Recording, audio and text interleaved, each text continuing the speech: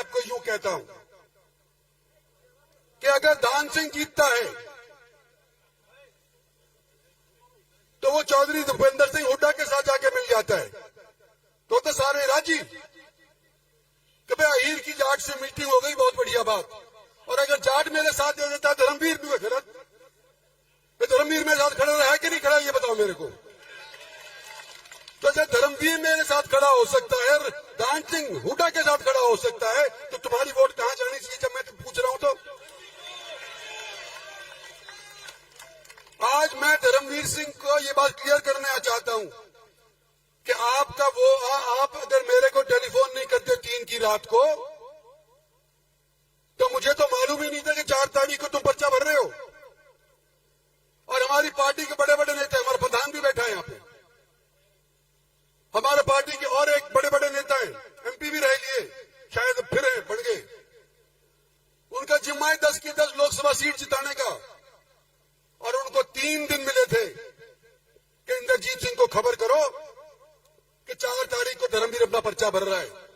और 3 दिन तक इंद्रजीत सिंह के कानों खबर नहीं लगने दी कि 4 तारीख को धर्मवीर पर्चा भरने लग रहा है। जिम्मेवार किसको ठहराऊंगा? धर्मवीर ने तो आखिर में यही पूछ लिया कि तू हारा है कि नहीं हारा सुबह। इसको पार्टी वाले नू कहें कि हमारी जिम्मेवारी है इंद्रजीत सिंह को इतना हम कर देंगे, और फिर इतना ना करें तो किसकी जिम्मेवारी है भाई? जिस पार्टी वाले ने किया उसकी जिम्मेवारी है, और इस इलेक्शन के बाद उसकी मैं खबर लूंगा।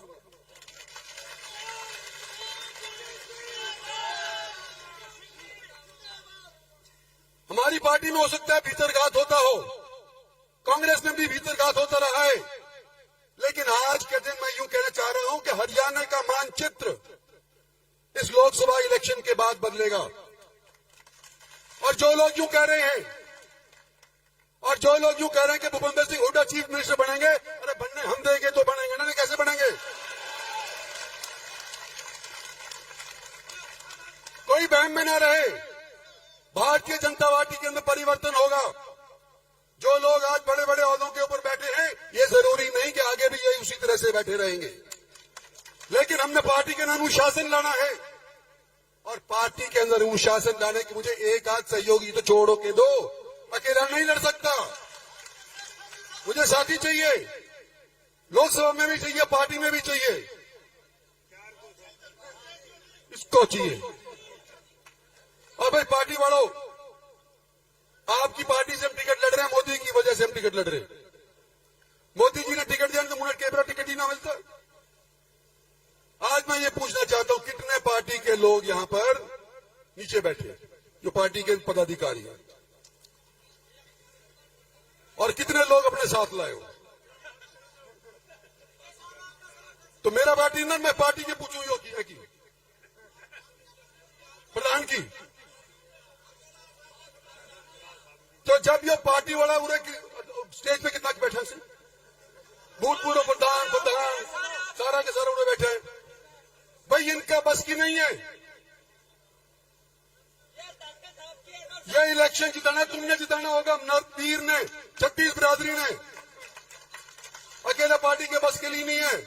और मैं आज आपको कहता हूं, आपका अजीज रहा हूं, आपका हमसफर रहा हूं, आपका साथी रहूंगा। आने वाले समय के अंदर मुझे एक सहयोगी दो, धर्मवीर को जिता करके भेजो, ये तो एक बात कह दी। और हम जब पार्टी के लिए, मोदी के लिए वोट मांग रहे हैं, किस लिए मांग रहे हैं? कि हमने काम किया है, काम के बलबूते के ऊपर वोट मांग रहे हैं। जो धर्मवीर अभी कह रहे थे, जब पुरके जब सरकार हुआ करती थी कांग्रेस की, सारा माल हूस करके, नौकरियां हूस करके और एक जिले में बांट दिया करते थे, याद करो। और क्या वही स्थिति दोबारा चाहते हो? जब परिवर्तन हो चुका है, जब सेंट्रल यूनिवर्सिटी हमारी यहां की, याद करो कि अर्जुन सिंह हुआ करते थे हमारे उस टाइम के अंदर कांग्रेस के अंदर ह्यूमन रिसोर्स डेवलपमेंट के मंत्री, और मैं एमएलए हुआ करता था, छोटा सा एमपी हुआ करता, मंत्री नहीं बनाया था मेरे को दूसरी बार में।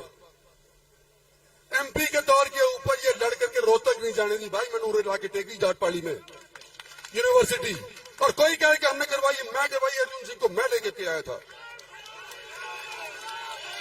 ये काम किया है हमने तुम्हारे लिए। और यहां का ये हाईवे क्या बोलते हैं, ग्रीनफील्ड हाईवे 9,000 करोड़ का, 152D। कई लोग तो यूं चाहे थे कि ये होए ही नहीं। किसने करवाया? नितिन गडकरी ने। हरियाणा के बीचों बीच काट करके और चंडीगढ़ का सफर 3 घंटे कम कर दिया कि नहीं कर दिया? किसने करवाया? भारत सरकार ने कराया, मोदी सरकार ने कराया, नितिन गडकरी ने कराया। और मैं वकील, धर्मवीर वकील इकट्ठे जाया करते थे। गडकरी के पास कम सैकड़ों बार गए होंगे। जब डेवलपमेंट नजर आने लग रही है, लॉजिस्टिक हब नांगल चौधरी के अंदर अपने आप तो पैदा नहीं हुआ ना। डेडिकेटेड रेल फ्रेट कॉरिडोर, यह दादरी यूपी से निकलने वाला था और कोटा राजस्थान से होता हुआ और ये जयपुर होता हुआ और फिर जाया करे था बंबई। ये उनकी स्कीम थी। आज 2 लाख करोड़ रुपए से डेडिकेटेड रेल फ्रेट कॉरिडोर बन चुका है, तकरीबन 99%। कैसे बना?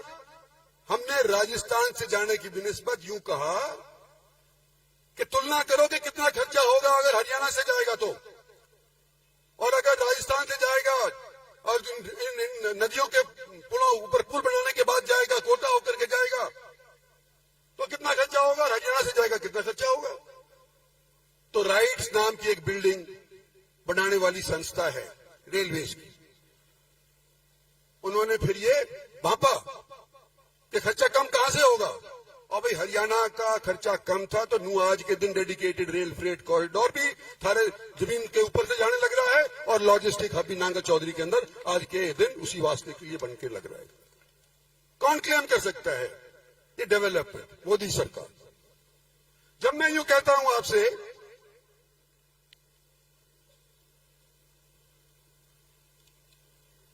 ये तो कई दी इन्होंने, पानी का इंक्रीज का बता दिया, धर्मवीर सिंह ने जी बता दिया, नारनौल महेंद्रगढ़ रोड का 4 लेन का बता दिया, ये उससे पहले अपने बनवारी लाल जी ने बता दिया कि एम्स तो अभी हाल ही के अंदर हुई है, वो सभी का फायदा होने लग रहा है तो उस अमेज के अंदर। तो मेरे दिल में खलिश है थोड़ी सी, एम्स बड़ी मुश्किल के बाद जब नटनियन नाट रहे थे कि हमारे साथ गलत फैसला करवा दिया, नहीं हो सकता एम्स, और उसके बावजूद लेकर के आए। कौन लेकर आए? आपका अजीज, आपकी ताकत, आपका सहयोग, छत्तीस बिरादरी का। अगर मेरी आवाज के अंदर दम है तो आप लोग मेरे पीछे खड़े हो, यूं जाकर के मेरी आवाज में दम है, नहीं तो मैं भी फुस हो लिया था। और मेरे को फुस करने में कौन कौन कसर नहीं छोड़ी, सारे लग रहे थे। आज मैं कह रहा था मेरे दिल में खलिश है।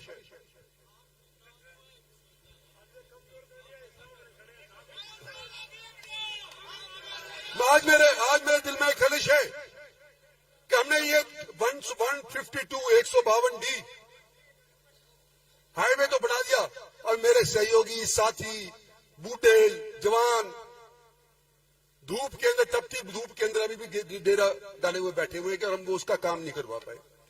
कट कहां चाहते हैं? बागोत के अंदर। अभी यहां पे मेरे को बोल रहे थे, और बनवारी लाल जी के पास महकमा आ गया, शुक्र है PWD का,